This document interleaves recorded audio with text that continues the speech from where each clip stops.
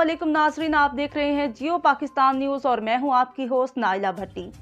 शामिल करते हैं आज की ताज़ा तरीन अपडेट। रजब अली भट्टी की रिपोर्ट के मुताबिक लाहौर हाईकोर्ट बार के 26 फरवरी को होने वाले इंतखाबात करीब आते हुए उम्मीदवारों की इंतखाबी सरगर्मियों में तेजी। लाहौर हाईकोर्ट बार के सदारती उम्मीदवार अनासतुल्लाह खान के एजाज में खातून वकला फायजा अब्बासी की जानिब से जोहराना मजंग के इलाके में होने वाले जोहराने में खवातीन वकला की कसीर तादाद शरीक। खवातीन ग्रुपों की जानिब से सदारती उम्मीदवार अनासतुल्लाह खान की भरपूर सपोर्ट के अज़म का इजहार।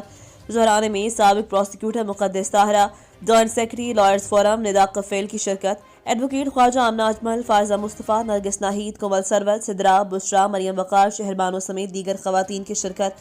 कामयाब होकर वकला की तवक्कुआत पर पूरा उतरूंगा। सदारती उम्मीदवार अनासतुल्लाह खान, वकला की फलाह के लिए कई मंसूबे शुरू किए जाएंगे। नौजवान बिलखसूस खवातीन की वकला की फलाह बहबूद अवलीन तरजीहात में शामिल है।